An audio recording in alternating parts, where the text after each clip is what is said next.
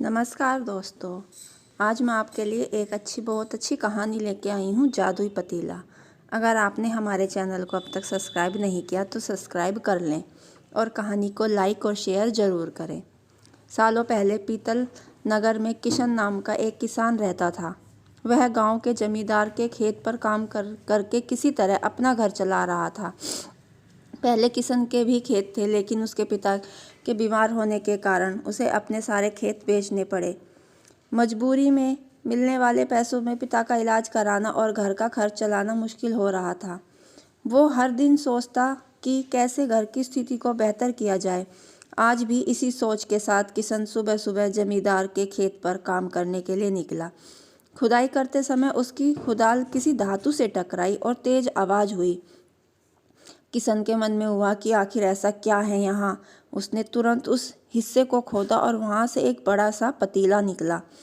पतीला देखकर किशन दुखी हो गया। किशन के मन में हुआ कि ये जेवरात होते तो मेरे घर की हालत थोड़ी सुधर जाती। फिर किशन ने सोचा कि चलो अब खाना ही खा लेता हूँ। किशन ने खाना खाने के लिए अपने हाथ की खुदाल उस पतीले में फेंक दी और हाथ मुँह धोकर खाना खाने लगा। खाना खत्म करने के बाद किशन अपनी खुदाल उठाने के लिए उस पतीले के पास पहुंचा। वहां पहुंचते ही किशन हैरान हो गया। उस पतीले के अंदर एक नहीं बल्कि बहुत सारे खुदाल थे। उसे कुछ समझ नहीं आया। तभी उसने अपने पास रखी एक टोकरी को भी उस पतीले में फेंक दिया। वो एक टोकरी भी पतीले के अंदर जाते ही बहुत सारी हो गई। ये सब देखकर किशन खुश हो गया और उस जादुई पतीले को अपने साथ घर लेकर चला गया। वो हर दिन उस बर्तन में अपने कुछ औजार डालता और वो ज़्यादा हो जाते उन्हें बाजार जाकर बेच आता। ऐसा करते करते किशन के घर की हालत सुधरने लगी।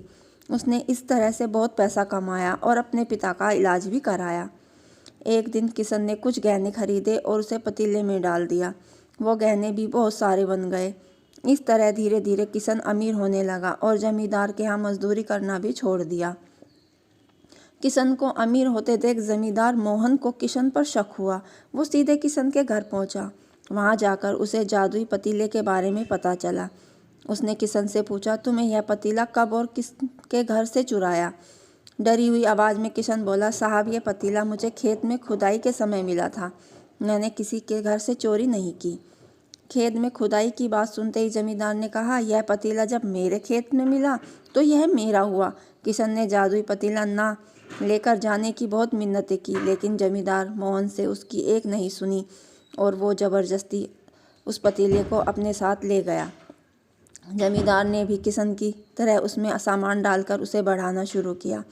एक दिन जमींदार ने अपने घर में मौजूद सारे गहने एक एक करके उस पतीले में डाल दिए और रातों रात बहुत अमीर हो गया। एकदम से जमींदार के अमीर होने की खबर पीतल नगर में राजा तक पहुंच गई। पता लगने पर राजा को भी जादुई पतीले की जानकारी मिली। फिर क्या था, राजा ने तुरंत अपने लोगों को भेजकर जमींदार के यहाँ से वो पतीला राजमहल मंगवा लिया। राजमहल में उस जादुई पतीले के पहुँचते ही राजा ने अपने आसपास मौजूद सामान को उसमें डालना शुरू कर दिया। सामान को बढ़ता देख राजा दंग रह गया। होते होते आखिर में राजा खुद उस पतीले के अंदर चला गया। देखते ही देखते पतीले से बहुत सारे राजा निकल आए। पतीले से निकला हर राजा बोलता, मैं पीतल नगर का असली राजा हूँ, तुम्हें तो इस जादुई पतीले ने बनाया है। ऐसा होते होते सारे राजा आपस में लड़ने लगे और लड़ लड़ कर मर गए। लड़ाई के दौरान वो जादुई पतीला भी टूट गया। जादुई पतीले के कारण राजमहल में हुई इस भयंकर लड़ाई के बारे में नगर में सबको पता चल गया।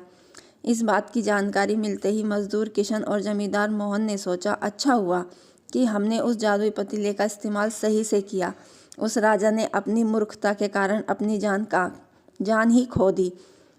इस कहानी से हमें सीख मिलती है, पहली ही मूर्खता का अंत बुरा ही होता है। दूसरी यह है कि हर सामान का इस्तेमाल संभाल कर करना चाहिए, क्योंकि वह हानिकारक हो सकता है।